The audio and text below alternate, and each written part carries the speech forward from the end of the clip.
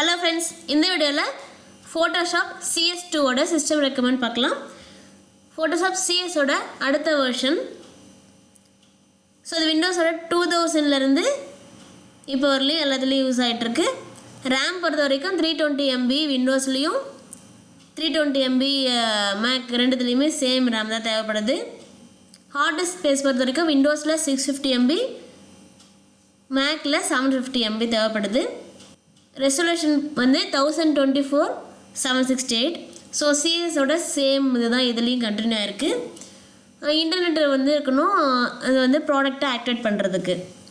Photoshop 7 பொறுத்த வரைக்கும் நம்ம ஆக்டிவேஷன்லாம் எதுவும் கிடையாது. ஸோ டேரெக்டாக நம்ம டவுன்லோட் பண்ணி இன்ஸ்டால் பண்ணி யூஸ் பண்ணிக்கலாம்.